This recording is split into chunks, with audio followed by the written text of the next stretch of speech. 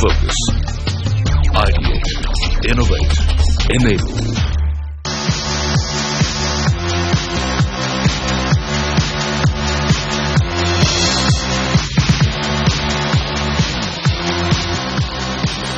And welcome to India on the Move. I'm Shireen Bhan. On the show today, we discuss if we're on the cusp of a revival in the Capex cycle and what we can do to kickstart economic recovery and identify new growth sectors. Joining me on the program today, Manish Jain, Managing Director and Head of Commercial Banking India at Standard Chartered.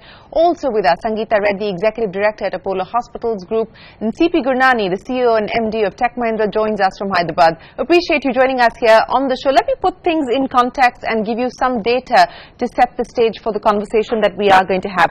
Corporate capex has declined for 5 years in succession. This is according to CMIE's data. Annual new project announcements declined marginally in FY17, and announcements of private new projects also are up by about 2% year on year. But if you strip off the orders that we saw coming in from SpiceJet and Go Air in FY17, that we've actually seen a decline in new project announcements of about 15% year on year. Stalled projects also remain high. In fact, the decline in new projects announcements has continued in the first quarter of FY18. So are we really on the cusp of a Capex revival? Sangeeta, let me start by asking you, are you getting any signs, any indications at all that we are on the verge of seeing any improvement at all?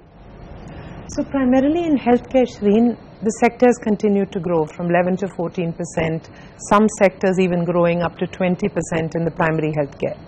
However, I think what we're seeing is across the board, industries who we serve, individuals who we serve are looking to cut prices, looking to cut budgets because there is a pressure across in the sector and in the industry. I genuinely believe that healthcare is a huge area which can enable the country to uptick its economy. In fact, it's very well put that a 10% enhancement in life expectancy gives a 0.4 to 0.5% uptick in GDP.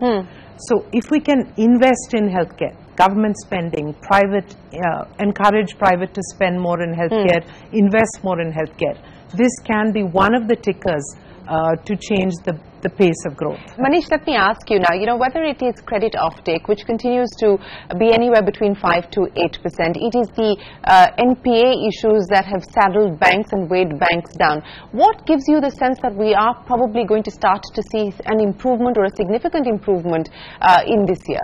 Shireen, just to step back, the last Capex cycle happened in 2010-2011, and this was immediately followed by a prolonged slowdown. And it was quite widespread because it impacted all sectors and companies of all sizes. So as a result, the leverage levels in the companies are high and the capacity utilizations are low. And as you said, simultaneously that was passed on to the banks as well. So banks are struggling with the NPA issues. Plus we had in the recent times, when the stress was bottoming out, two major disruptions. Demonetization and now GST. So while in the long term, clearly these are seen as beneficial, but in the short run, these do dent confidence of the entrepreneurs to invest. What's your own sense on how much of a disruption GST could lead to? So if I look at the GST implementation that was done in the other countries, typically the corporates get 12 to 24 months to prepare. But in India, the corporates got about 6 months to prepare. And in other countries, typically is 1 or 2 rates, but we have a multi-tax rate as well. And hence, the settling down period for the corporates can be longer.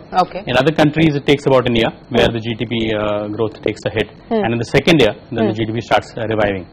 And hence, I do think that it will take some time before the economy starts seeing the benefit of GST. So if the core sector continues to look vulnerable at this point in time, which are the sectors that you're betting on? I think what comes to our mind, and I read out those numbers, aviation. I mean, it's being seen as the big sunrise sector. We've seen massive orders being placed by companies like SpiceJet and Indigo. So that seems to be an obvious sector, unless we see something go horribly awry as far as oil prices are concerned.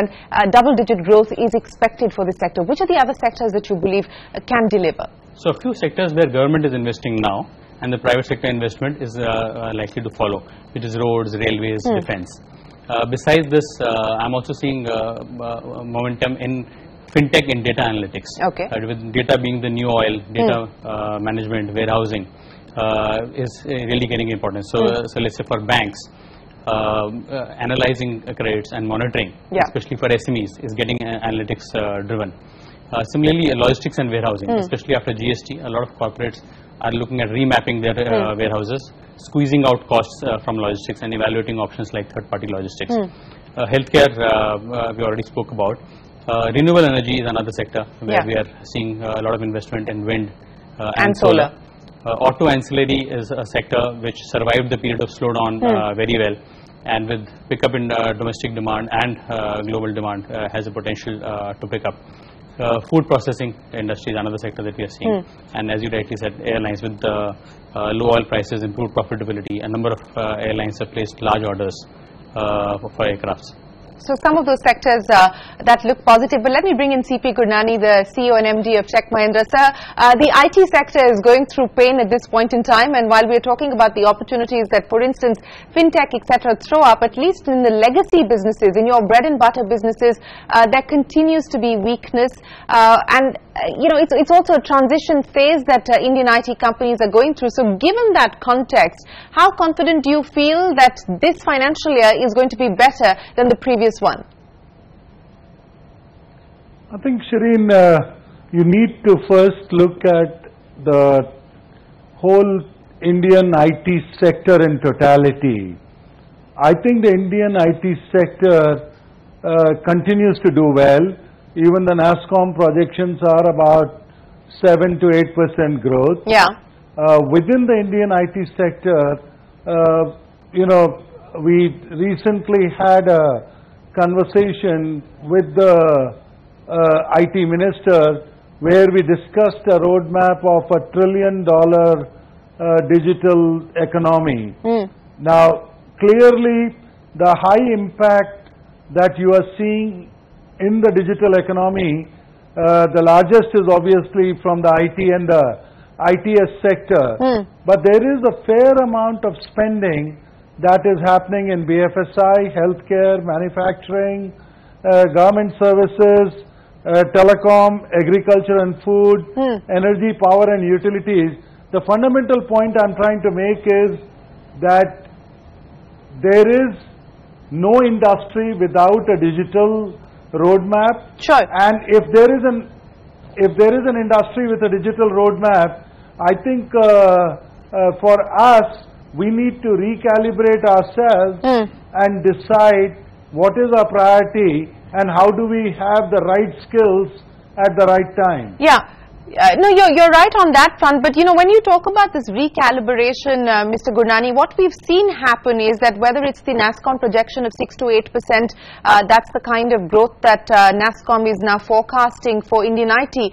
One of the big concerns is that the revenue growth and the hiring numbers, that has been decoupled, and so you're probably going to grow at 6 to 8%, but you're not going to be hiring at the rate at which you were previously because of things like automation, because of things like higher utilization rates and so on and so forth. So I think that's where one of the concerns stems from, that this is an industry that was responsible for creating high-skilled jobs. So what happens to that? And also, are you going to be making those big-ticket investments in India, given the fact that you believe that the domestic economy is now going to throw up opportunities for your sector? I think the three fundamental questions. Number one, when we rebuild or reimagine the Indian IT sector, will we take into account the new digital economy? And if we take into account the new digital economy, what kind of skills are needed and what kind of opportunities are available for the people? I think if I just do a rapid scan, run a scanner on the global opportunities for the Indian IT sector or for the Indian IT skilled people, I think there is a huge demand. It's just that we have an imbalance right now, and for that imbalance to to be corrected, it may take 6 months, because the reskilling minimum would take 3 to 6 months. So that is the first part. The second part is because of geopolitical reason. I mean, it is very clear that employment is on the agenda of every prime minister or the president in the world. and if it is a reskilling or skilling is on the agenda, then I think we need to respond. I can't build a global organization or a global digital sitting in economy Hyderabad. impact. Right, I mean, I will sit in Hyderabad, but I'll still make it. And the point I'm trying to make again is that we need to be able to reconfigure ourselves and take into account that today's IoT means smart solutions through the smart sensors at a particular location. I can't do smart cities only in India. If I have to do smart city in Dubai, I need to have the right resources in Dubai. No, we accept that, and we understand the compulsions of being able to do that and deliver on that promise, because it's not just India, but governments around the world have to think about creating jobs for their own people. On that note, we are going to take a break, but when we return, we will put the spotlight on the solutions and what needs to be done at the government level in collaboration with the private sector to get India moving again.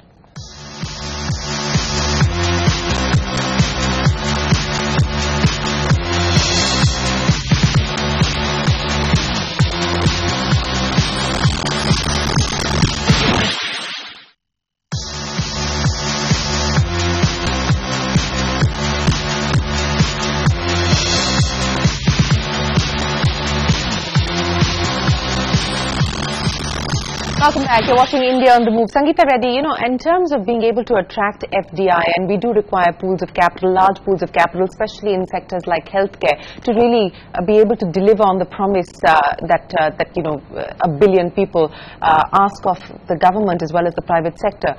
FIPB has been done away with. FDI regime has been liberalized. You've managed to get foreign players on board as far as Apollo Hospitals is concerned. What more do you believe needs to be done to attract the right kind of investment? So clearly, I think there is a tremendous scope in healthcare, as we've all said before. But a larger master plan, FIPB, while it's been done away with, I think there's still some remnants of the earlier regime that need to be accelerated in terms of moving out. So there is a lag in that environment and needs to be cleared up. But I think also the fact that a single dream, which is universal healthcare, can be the beginning of an entire growth of this sector, because insurance or coverage is really the fuel of the engine of healthcare. But there's the national health policy, which after much you know, discussion, debate and a long wait is finally out there. Does that satisfy you know, the aspirations that you've articulated for us? It's significant steps in the right direction. However, it has also gaps in terms of implementation. How can we work there faster? I mean, there are ways in which the private sector can be engaged far more significantly, and we are waiting for those.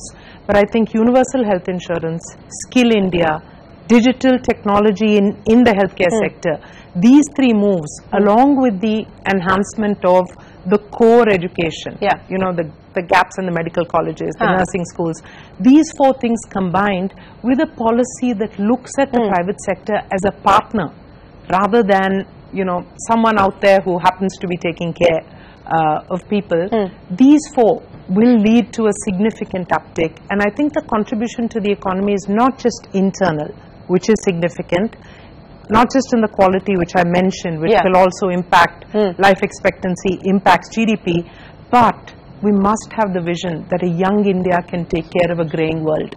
Not only is the elderly population in India growing, 10% of our population will be over 65 years of age in the next 4 years, but the global graying is a worldwide concern.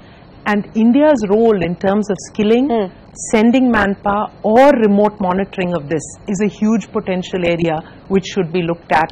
It is estimated that the gap in healthcare professionals is 17 million people. What can India do to address What can India do to be able to bridge that gap? But Manish, you know, every conversation that we have with the finance minister, he says, look, the government has played its part. The government has done its bit, whether it's spending on infrastructure, it's liberalizing FDI and so on and so forth. The private sector must now contribute. Animal spirits must be unleashed. What will it take to unleash the animal spirits? Yeah, so you're right. The government spending has to come first, and it is coming as well, and the private sector investment will follow. But the private sector investment will come when the capacity utilizations will cross 80%. Currently, we are close to 70%, and hence the demand has to gradually pick up for the capacity utilizations to go up and give enough confidence to entrepreneurs to start investing. Along with spending, government will have to evaluate ways to incentivize the private sector investment. For example, hybrid annuity model in road sector. Yeah, but that's already done. I mean, that's been something that we've seen the government unveil that and even roll that out. It's been over a year and a half or so. In fact, 2 years. Road is one sector where where some of the private players are coming in. But do you think, like, however, they have an overhang of the past? So for instance, we saw the government intervene to try and break the logjam in the road sector. Do you believe there is the need for the government to intervene in the telecom sector, for instance, as well? Because you've got a bunch of telecom companies asking the government for help at this point in time. The question then is, every sector expects sweeteners then from the government, and the government has restricted fiscal space. So given the constraints, do you really feel confident of being able to get things moving significantly? Correct. So it is not only government spending. As I said, government will have to do various other things like taking approval risk out of projects, because that was a significant issue earlier. Two key impediments which have been there is unavailability of land and inflexible labor laws. Clearly, a number of states have done some work on that, but a pan-India approach is still missing. Okay. Then we'll have to do more to lure FDI and use our country as a strength in a slowing world. Similarly, the next investment will also be driven by consumption, and hence we'll have to spur growth in sectors which are labor intensive like textiles and construction to improve the consumer sentiment. And of course, the banking sector issues will have to be fixed by resolving the NPA issues and capitalizing the banks. Which perhaps we've already started the process by way of these 12 accounts that are going towards the NCLT, so that will perhaps kickstart that process. But Shireen, is the entire tourism sector. For some reason, I think the entire space of services is not getting the attention that it could require. And again, the skilling and services go hand in hand. So when you focus on one and create that positive momentum, it spurs the other. I think you made a very valid point. C.P. Gurnani, there's this obsession with Make in India and so on and so forth. Are we really missing the woods for the trees in the sense that are we ignoring the potential that India's services sector have to offer? We may assume that the government has to offer, but I strongly believe that we as an industry can do a lot more.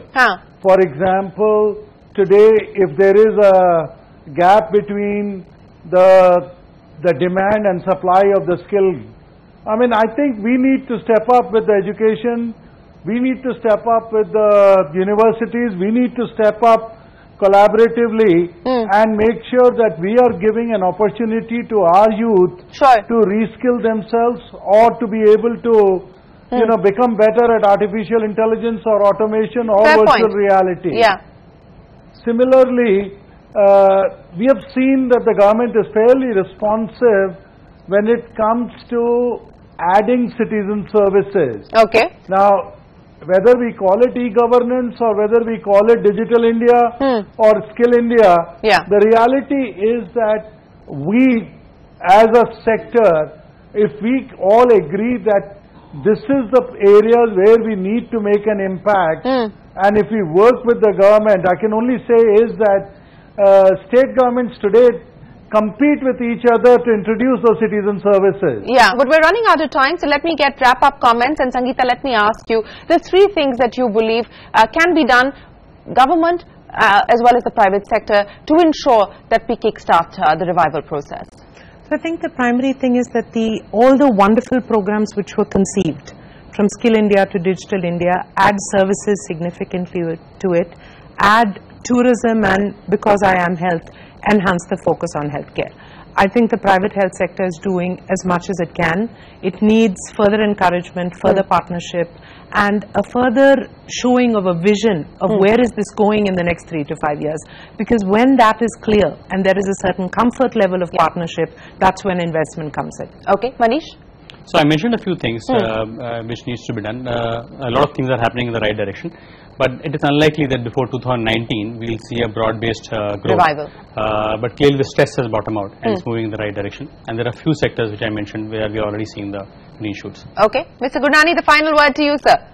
So two requests, if at all. Number one, that what is probably lacking is a digital infrastructure, because we know that digital participates in every industry. Sure. I mean, my request, if at all, to the government is about strong, secure, and an accessible digital infrastructure all across the nation. Because today, my digital India does not reach every pin code. Fair point. And I think that is where I think if we need to make an impact, that is the place from where I would start. All right. Well, CP Gurnani, Manish and Sangeeta, always a pleasure speaking with you. Thank you very much for joining us here and taking us through what you believe needs to be done to get India on the move. With that, it is time for us to wrap up this special show. From all of us here, goodbye and many thanks for watching.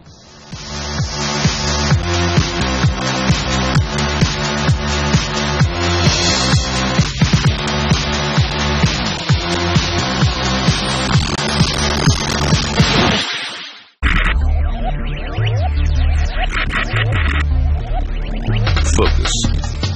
Ideate. Innovate. Enable.